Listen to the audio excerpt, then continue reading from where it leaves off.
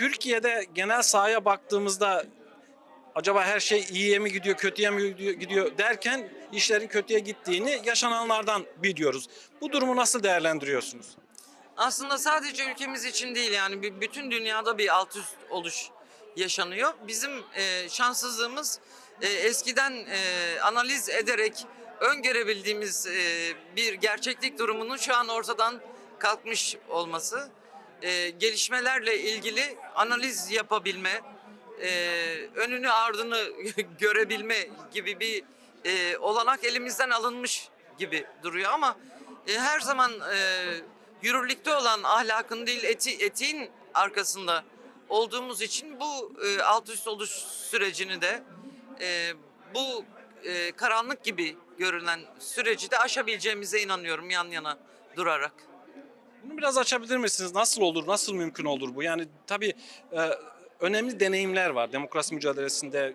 Türkiye'de dahil olmak üzere Orta Doğu veya dünya önemli deneyimlere sahip. Dünyanın kendisi sizin tarif ettiğiniz karanlık süreçlerden geçtiği dönemler olmuş, aydınlığa çıktığı dönemler olmuş. İnişli çıkışlı bir süreç ama bu dönemin en tanımlayabileceğimiz karakteri belirsizlik.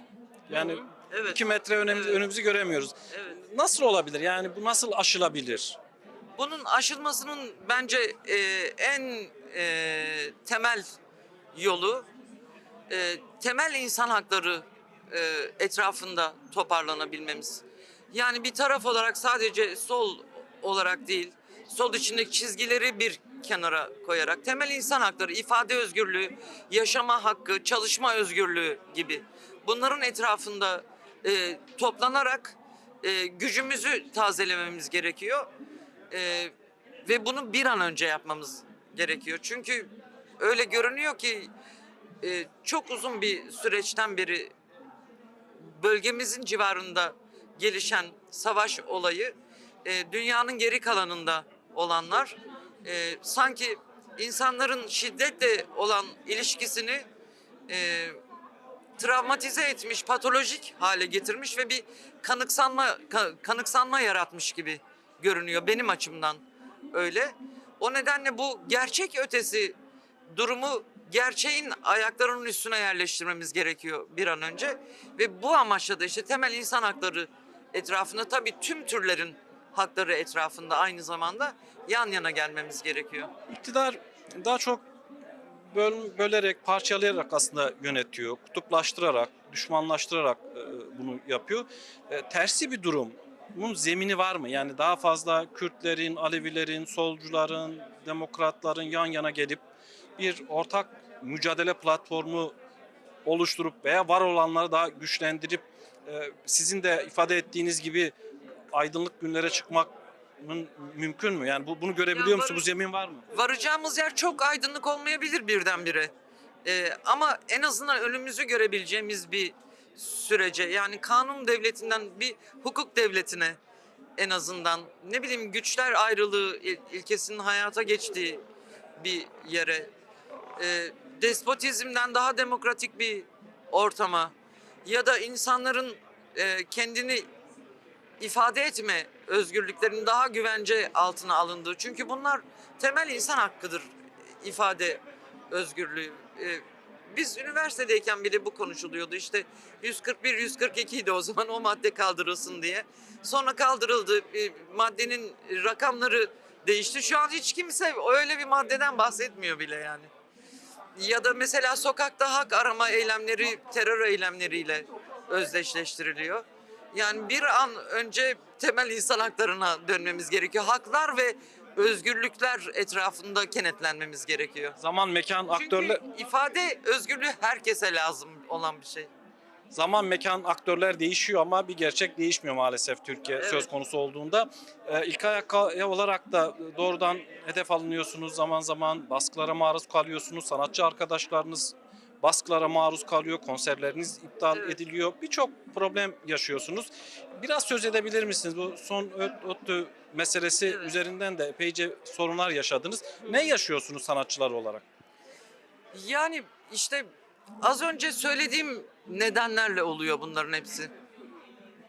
İfade özgürlüğünün önündeki engeller. Yani mesela şu anda Türkiye'de Bir grup insan sizin yaptığınız müziğin içeriğinden hoşnut değilse ben bu insana konser yaptırmam diyor. Yapılırsa orada olay çıkartırım diyor ve kolluk, mülki idare amirleri bu tehditkar insanların yanında yer alıyorlar. Bu doğrudan ifade özgürlüğünün engellenmesidir. Tabii mahkemeler açılıyor. Kazanıyoruz o mahkemeleri fakat bir sonuç elde edemiyoruz. Tekrar başvurduğumuzda yine aynı sonuçta karşılaşıyoruz.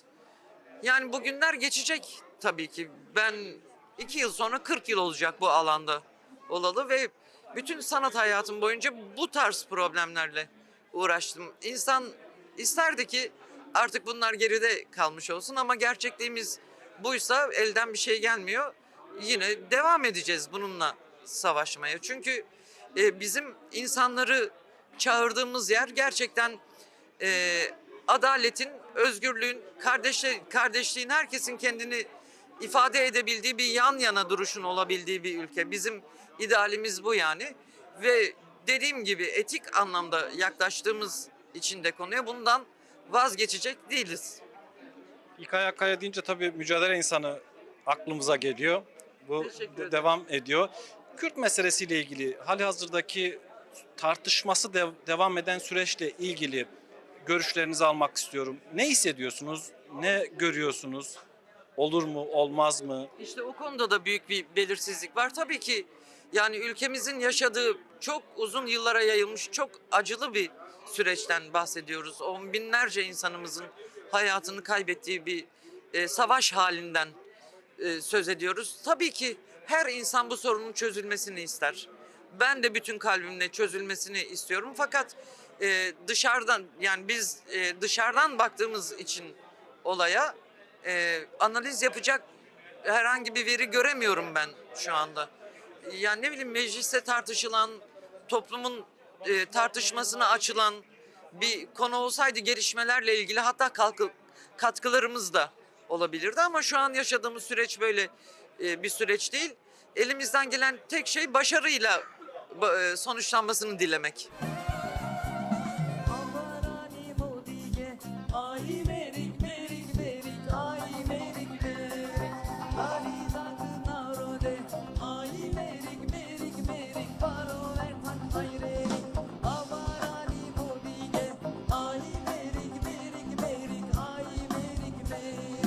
Kimyar kodo dige, ay merik merik merik, paro vertan hayrerik. Ay merik merik merik. Ay merik merik merik paro etmen hayrenik. Bir mücadele insanı, ömrü mücadeleyle geçmiş. Bunların ne demek olduğunu bilen bir isim. Hoş geldiniz yayınımıza. Hoş bulduk, sağ olun. Atmosferden başlayalım. Nasıl gördünüz? Atmosfer çok güzel. Gerçekten öyle. Yani insanların özellikle iklimin neredeyse bir yaz günü gibi olduğu dikkate alınırsa adeta pikniğe dönmüş. Zaten olması gereken de bu. Festival havasında bitsin, kitleselleşsin ve hepimiz birden buradan büyük bir keyifle ayrılalım. Biraz dolaşınca Kürtleri, Alevileri, Türkiye'nin diğer renklerini, Ermenileri, Müslümanları, Müslüman olmayanlar birçok kesimi gördük. Ve herkesin dilinde şu var. Yani demokrasi istiyoruz, özgürlük istiyoruz, adalet istiyoruz, barış istiyoruz. Bunlar çok değerli kavramlar tabii ki. Bunlara ulaşmak için de siz daha iyi bilirsiniz. Bunun yolda mücadeleden geçiyor. Genel baktığınızda bu tür mesajları, dayanışmayı ve ortak mücadeleye dönüp baktığınızda ne hissediyorsunuz? Ya şimdi insana yakışan şey kuşkusuz hak, hukuk ve adalet içerisinde bir hayat. Doğal olarak özgürleştirilmiş bir hayat. Çünkü insan olağanüstü bir varlık. Onun zincirlere vurulması, onun yok sayılması, incitilmesi bir başka insanın haddine değildir. Bir başka insan elindeki yetkiyi, benim elimde yetki var diye bir başka insanın hayatının üzerinde bir mezalime çevirirse buna itiraz etme hakkımızı kullanırız. Dolayısıyla kimsenin üzerinde bu anlamda bir antidemokratik, faşizan, şiddet içeren bir davranışa, eğilime yönelme lüksü yoktur. Bunu kabul etmek mümkün değil. Bu bireysel yaklaşım.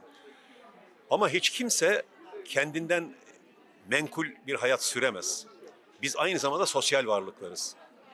İdeolojik olarak, ekonomik olarak, sınıfsal olarak yan yana gelme hakkımızı kullanmalıyız. İnsana işaret eden şey budur, bu doygunluktur.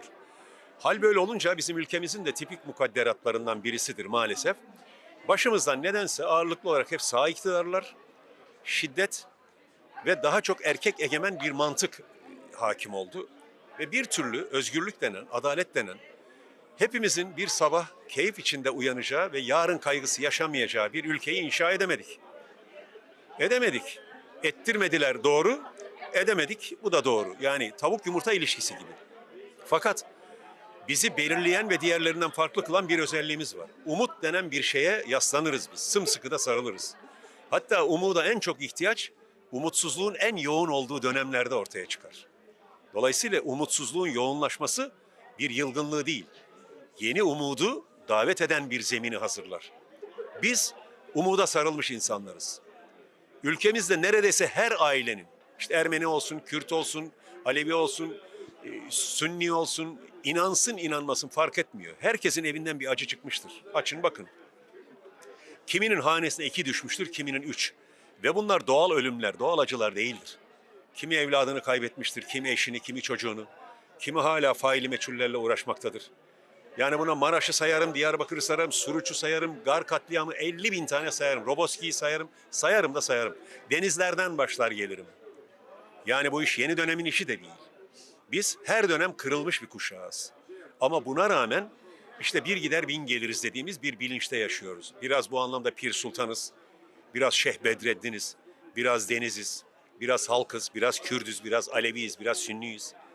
Yani bu mozaik denen şey biziz arkadaşım.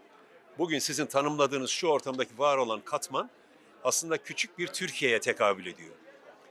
Bu insanların tamamı mutlu ve huzurlu yaşamak talebini yüksek sesle ve özgürce ifade ediyorsa, bu insanlara sen böyle değil benim dediğim gibi yaşayacaksın diye bir dayatma kabul edilemez. Çünkü yönetimin dayatılmışlığı faşizmdir. Üstelik buradaki insanların da arkasında bıraktıkları bir hikaye var. Elbette. Zorunlu olarak yurdundan çıkmış, sürülmüş insanların İşte hikayesidir. Toplamıdır. az önce söylemiş olduğum şey budur. Herkesin hanesinden bir acı geçmiş ve bu bedel hak edilmiş. Hani alın yazısı, mukadderat falan dediğimiz bir şeyle açıklanamaz. Bunların hepsi vahşilikle ilişkilidir. İşte Ocak ailesinin kızıyla konuştum az önce. Hangisini anlatayım? Cumartesi annesinden anne ocağımı anlatayım, Hasan'ı mı anlatayım tekmelerle öldürülmüş bir özgürlükten yana, demokrasiden yana bir kardeşimiz. Olağanüstü keyifli bir genç adamdan bahsedeyim. 50 bin tane şey söyleyebiliriz. Yani buradaki her insanın yüreğinin bir köşesinde hak etmediği bir tahribat vardır kardeşim. Dolayısıyla asıl mesele de şudur. Biz öfkemizi ilkel bir hınca değil, öfkemizi bilinçle, bileyerek mutlaka yarınları inşa etmek zorundayız. Çünkü biz birbirimize sahip çıkmazsak bu ceberrut sistemin bize sahip çıkma ihtimali sıfırdır. Dolayısıyla bir sabah uyandığımızda kimse bize lütfen tepsinin içerisinde bir hayat sunmayacağı için o hayatı biz gerekirse bedeller ödeyerek omuz omuza, kardeşçe, yoldaşça, arkadaşça inşa etmeliyiz ve mutlaka edeceğiz de. Bu inancımı hiçbir zaman kaybetmedim. Şimdi çözüm süreci deniliyor, Kürt meselesinin demokratik çözümü deniliyor. Hükümetin kendisi tırnak içerisinde terörsüz Türkiye ifadesini kullanıyor ama nihayetinde barışı konuşuyoruz. Nihayetinde Kürt meselesinin çözümünü konuşuyoruz. Bu konuda geçmiş deneyimler de var, dünya deneyimleri de var. Sizin yorumunuz nedir? Gerçekten buradan nereye gidiyor? Buradan barışa gidebilir miyiz? Ya da barışa gitmek için, barışa ulaşmak için neyin olması gerekiyor? Ya şimdi Sırrı Süreyya hayatta olsaydı da konuşsaydık keşke şurada yan yana. Biz mevcut iktidarın bir önceki barış deneyiminde hayatı nasıl sonlandırdığını birebir yaşadık. Üstelik uzun bir zaman dilimi de değil. Yani hafızalarımızın bunu silmiş ve unutmuş olması ihtimali yok. Hafızalarımızda bugün gibi çok taze. Üstüne üstlük sadece barış masasının dağılmasıyla kalmadı hayat. Olağanüstü yeni bedeller doğurdu ve birçok insan barış umuduyla çıktığı o yolda büyük yeni umutsuzluklarla hüsrana uğrayıp döndüler adeta evlerine, yuvalarına, partilerine ya da yoldaşlarının yanına. Şimdi yeniden bir süreç var. Barış kavramı ismi bile o 5 tane harf yan yana geldiğinde B-A-R-I-Ş insanı heyecanlandırmaya yeter aslında. Ama tek başına bir şey ifade eder mi diye sorduğumuzda ifade etmez. Barışın önüne onur diye bir kavram koymamız lazım. Biz onurlu bir barıştan yanayız. Eşit, adil, sivilleştirilmiş bir ülkede yaşayarak ve gerçekten hak, adalet, hukuk dediğimiz yani kuvvetler ayrılığı prensibinin kurumsallaştığı ve ayrı ayrı yerlerde kendi kulvarlarına çekildiği bir örgütlenme modeli içerisinde bunu inşa etmeliyiz. Ya da sonuç olarak buraya vardırmalıyız. Barışı yaratmanın koşulu önce yüzleşmeden geçer. Biz barışı mutlaka kuracağız dostum. İşte onun için umudumuz var bizim. Onun için barış kelimesini her zaman yere düşürmeksizin bir bayrak gibi taşımamız lazım. Kötülerin insafına bırakmayacağız. Biz Asla, getireceğiz. asla. Çünkü kötülerin yönetiminde bunu inşa etmeye çalışıyoruz. Biz mutlaka hem mevzi kazanacağız hem barışı ilmek ilmek birlikte inşa edeceğiz. İnadına barış, inadına kavga. Çok teşekkür ediyorum. Sağ olun. Çok çok teşekkürler abi. Çok teşekkür. Yaşamak bir ağaç gibi tek ve hür. Yaşamak bir ağaç gibi tek ve hür. Ve bir orman gibi kardeşçesine. Bu hasret bizim, bu hasret bizim. Bu hasret bizim, bu hasret bizim. Bu davet bizim. Bu davet bizim, bu davet bizim. Bu hasret bizim, bu hasret bizim. Bu davet bizim. Bu davet bizim, bu davet bizim. Bu davet bizim, bu davet bizim. Bu hasret Almanya'nın Köln kentinde sanatçılarla röportajlarımızı sürdürüyoruz. Miraz grubunun üyeleri yanımda bulunuyor. Tabii hem Türkiye'deki siyasal gündemi konuşacağız, barış ve çözüm sürecini konuşacağız, Alevileri konuşacağız. Bir de tabii sanatçılar üzerindeki baskıları konuşacağız. Öyle kolay olmuyor işte sanatçıların günümüz Türkiye'sinde müzik yapmaları, kültür sanatla ilgilenmeleri bunun bir bedeli oluyor. Eğer yandaş değilseniz ne yazık ki iş bu noktaya geldi. Zorlukları oldukça fazla. Merhaba, yayınımıza hoş geldiniz. Merhabalar, hoş bulduk. Önce sizi tanıyabilir miyiz? Olur. Ben Burcu Yankın. Müzikle uğraşıyorum uzun yıllardır. Vokal ve perküsyon. Miraz grubunun kurucularındanım ben de. Hayatımız müziklerle ve derslerle geçiyor. Kaç yıl oldu müzik? Müzik, üniversitede profesyonel olarak başladım diyeyim. Yani işte 98'den bu yana müziğin içindeyim. Zorluklardan bahsettik. Yani tabii baskılar olmasa da kolay işler olmuyor bunlar. Nihayetinde sürdürebilmek, üretebilmek. Desteğe ihtiyaç oluyor her zaman. Bir de bunun üzerine farklı sebeplerden kaynaklı baskılar oturunca herhalde daha zor oluyor iş. 2 katı artıyor. Biraz söz edebilir misiniz? Yani Türkiye'de ne yaşıyorsunuz? Müzisyenler ne yaşıyor? Sizin gibi grup olarak da çıkanlar veya bireysel olarak yapanlar, birey olarak yapanlar. Yani Türkiye zaten siz de bahsettiniz çok zor bir ülke. Hem sanatla uğraşmak zaten kendi başına zor. Bunun yanında eğer siz örneğin Miraz grubu biz farklı dillerde ağırlıklı olarak da Kürtçe müzik yapıyoruz. Sahne alanımız çok yok. Yani belediyelerden çok çağrı olmaz. İşte üniversite festivallerine katılamazsınız. Aslında gözde zaman zaman görünür, zaman zaman görünmeyen sansürlere uğruyoruz. Dolayısıyla bizler kendi olanaklarımızda ne yapabiliyorsak yapmaya çalışıyoruz. Tabii ki bu çok sınırlı bir alan oluyor. Hani biraz şeyin avantajı var. Dijital dünyaya geçişin en azından kendi kaynaklarımızı oluşturarak orada dinleyicilerimize, dostlarımıza ulaşmaya çalışıyoruz. Ama genel olarak çok zor bir süreç olduğunu söyleyebilirim. Her türlü olumsuz gelişmeden aslında ilk etkilenen alan sanat alanı oluyor. Bizler de bunu yakıcı şekilde yaşıyoruz.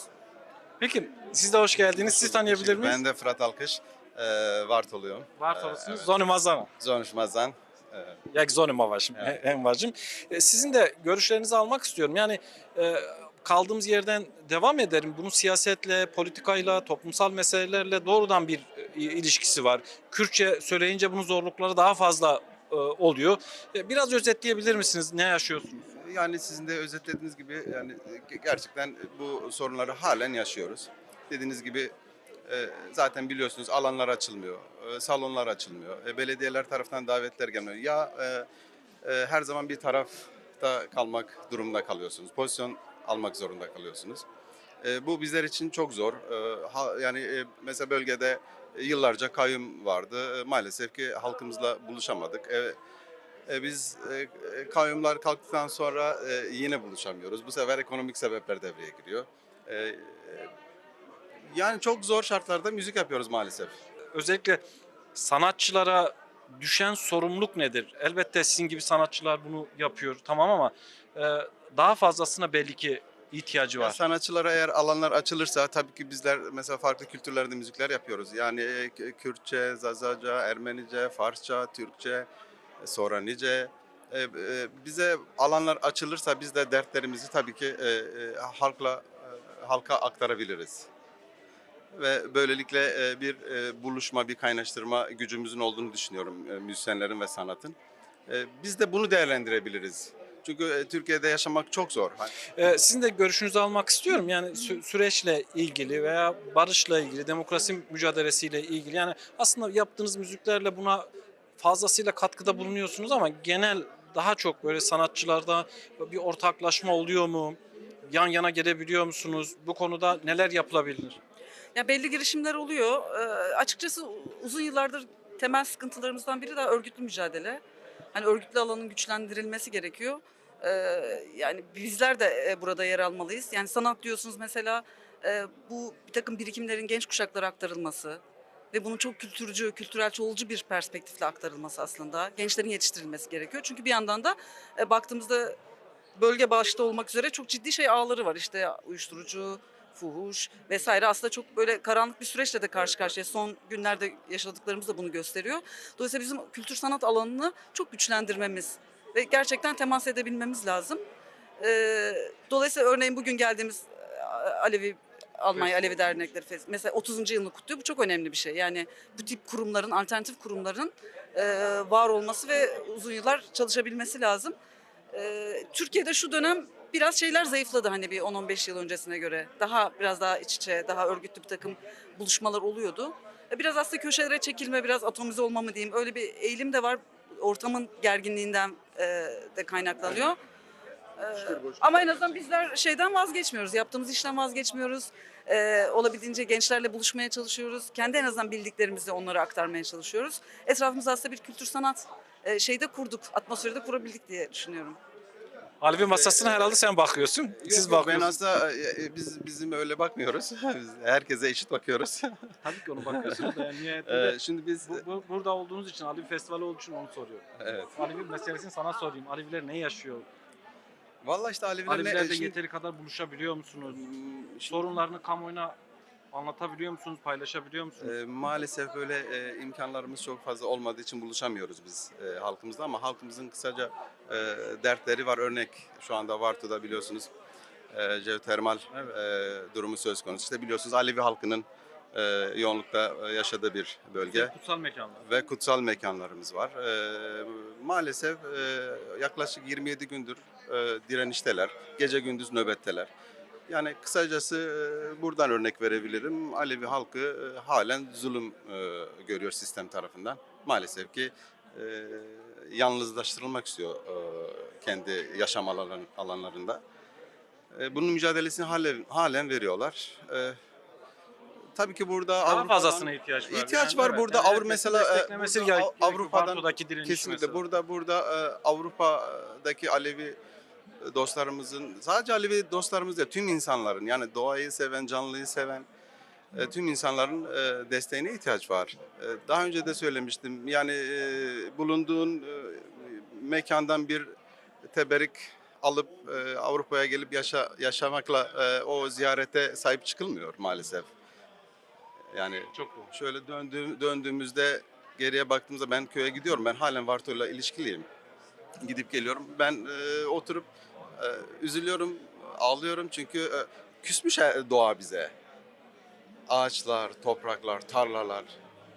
Bütün canlıların o küstüğünü hissediyorum yani. Çünkü yalnız kaldı. Yani oradan bir taşı alıp burada kutsamanın bir anlamı yok. Oraya sahip çıkmalı. Orası bizim, yani orası burada yaşayan insanların gerçek yeri. Dönecekleri yer orası.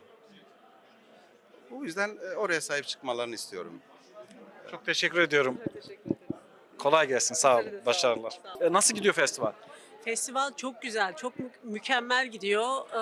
Bu toplumsal direnci burada görebilme, insanların o bir olma, iri olma, diri olma duygularını bu meydanlara akıtmaları, bu meydanlarda bu mücadelenin göstergesini bizlerle paylaşmaları bizi çok mutlu etti. Bu çok güzel bir şey. Demokrasiye, hakikate, hukuka inanan bütün canları bu meydanlarda görmek bizleri çok mutlu etti. Biraz önce dolaşırken insanlar şunu söyledi. Yani konuklarınız, misafirlerinizin çoğu. Alevi Federasyonu bizi şaşırttı. Yani Türkiye'nin mozaiğini buraya taşıdı. Bütün renkler burada ve büyük bir özgüvenle bütün bunlara ev sahipliği yapıyor. Bu değişim dönüşümü geçmişle kıyasladıkları için yapıyorlar. Bundan sonrası için nasıl bir Alevi mücadelesi, Alevi federasyonları göreceğiz?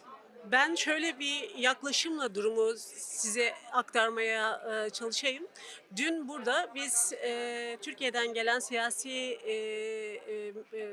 parti milletvekillerini, temsilcilerini ve demokratik kitle örgütlerinin temsilcilerini bir sürü dost kurumunu davet ettik ve onlarla muhabbet ettik. Yani Cemal Cemal'e muhabbet ettik ve gördük ki Alevi Hareketi hakikaten birleştirici, Alevi Hareketi hakikaten bütünleştirici, Alevi Hareketi hakikaten halkların kardeşliğini savunan bir örgüt yapısı ve bunu bugün biz bu meydanda da bütün topluma, dünyaya, Türkiye'ye haykırdık. Böyle söyleyebilirim. Bunun yanı sıra Türkiye'de yaşanan durum tabii ki kabul edilir bir şey değil. Yani yargı bağımsızlığının zayıflatılması, kuvvetler ayrılığının aşındırılması, hukuksal yani siyasetin hukukun siyasallaştırılması durumu bizlerin burada çok daha dik durma, mücadele etme, demokrasiye verilen bu zararı en kısa şekilde nasıl çözerizin fikrini, düşüncesini ortaya koyuyor. Bizim düşüncemiz şu, kesinlikle bölünmeden, bütünlüğümüzü koruyarak, birlikte, dik durarak mücadeleyi devam ettirmek zorundayız. Demokrasi ancak böyle olur. Bölünmek, ayrışmak bizi yıpratır. Farklılıklarımızın zenginlik olduğunu kabul ederek biz bu mücadeleye sonuna kadar devam edeceğiz. Alevi Federasyonu olarak, konfederasyonu olarak bundan sonrası için buna benzer etkinlikler, faaliyetler görecek miyiz? Geçmişte de tabii 30-40 yıllık bir tarihiniz var. 1000 yılın türküsü gibi önemli projelere de imza atmış bir gelenekten söz ediyorum. Bu içerikte buna benzer bugün burada yapılan festival gibi etkinlikler görecek miyiz? Kesinlikle göreceğiz. En kısa zamanda önümüzdeki hafta İngiltere'de bir festivalimiz var. Önümüzdeki yıl Mayıs ayında Hollanda'da büyük bir festival ve bunu ilk defa yapacağız bu festivali. Sanatın her alanını kullanarak, özellikle müzik gibi birleştirici bir alanı kullanarak toplumu bir arada tutmanın, toplumsal direnci arttırmanın en güzel yolu olan festivalleri bundan sonraki süreçte de göreceğiz. Türkiye'deki gündem dedim ki buranın da esas gündemlerinden biri. Ne yaparsanız yapın konuşuluyor. Buradaki sorunlar az konuşuluyor. Türkiye'deki sorunlar daha fazla konuşuluyor. Önemli bir Alevi sivil toplum örgütünün başında bulunan bir kişi olarak Türkiye'deki gelişmeleri biraz değindiniz CHP meselesine ama genel gündeme Kürt meselesi de dahil olmak üzere Alevilerin eşit yurttaşlık meselesi var, mücadelesi devam ediyor. Alevilerin ciddi problemleri var. Bu konuda neler düşünüyorsunuz? Yorumunuz nedir? Evet, biliyorsunuz bir barış süreci durumu söz konusu. Özellikle Kürt hareketi ve Türkiye'deki CHP'nin de bu barış süreciyle ilgili katkıları, Avrupa'daki Alevi Hareketi ile birlikte yaptığı çalışmalar çok kıymetli ve çok önemliydi.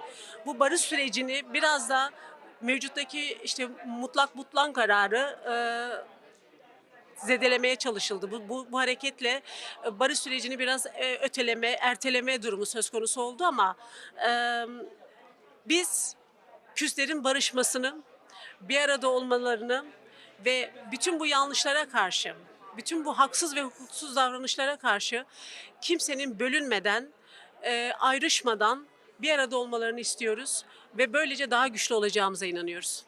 Kürtler, Aleviler önemli iki toplumsal dinamik. Bu zeminde de olduğu gibi ortak mücadele yürütüyorlar, ortak faaliyetler yürütüyorlar. Bundan sonrası için yani hep şu söylenir, Kürtlerle Aleviler yan yana gelirse hepimizin ihtiyaç duyduğu demokrasi, barış, adalet, eşitlik bu ülkeye gelir. Çünkü Kürt meselesi gibi Alevi meselesi de var. Aleviler de inkar ediliyor. Eşit yurttaş olarak kabul edilmiyorlar. Kültürler, inançları baskı altında, asimile ediliyorlar. Herkes kendi Alevisini yaratmaya çalışıyor. Buradan da yola çıkarak sadece Aleviler, Kürtler değil ama iki dinamik toplumsal kesim olduğu için soruyorum. Bu konudaki planınız, düşünceniz nedir? Bizim ya aslında ne Kürt meselesi ne de Alevi meselesi, bu iktidarın meselesi. Bizim kendi içimizdeki o hem Kürt hareketi hem de Alevi hareketi yıllar boyunca devletin baskıları altında ezilmiş, yok edilmiş, dara çekilmiş, vurulmuş, kırılmış ama öyle bir yapı içerisinde kalmışlar ki koruyarak bir arada durmanın yollarını da bulmuş bu iki hareket. Bu direnci hiçbir zaman kaybetmemişler. Bundan sonraki süreçte de hem Kürt hareketi hem de Alevi hareketi bu bilinçle, bu dirençle birlikte yol almaya devam edecektir. Biz barış istiyoruz. Biz uzlaşı istiyoruz. Biz toplumsal birliktelik istiyoruz. Kürtler de Aleviler de istedikleri sadece bunlar. Barıştan öte bir söz, bir cümle kurmuyoruz. Sadece barışın olması demek, bütün toplumların, halkların bir arada yaşaması demek, birlikte yaşaması demek, refah ve mutluluk içinde yaşaması demek. Bu durumu engellemeye çalışan bütün aklı da biz kendi düşüncelerimizle, aklı selim davranışlarımızla yok etmek için elimizden gelen her şeyi yapacağız. Kürt hareketi de, Alevi hareketi de bu konuda çok daha istikrarlı yoluna devam ediyor. Peki. Çok teşekkür ediyorum. Sağ olun. Çok teşekkürler. Sağ olun. Sağ olun.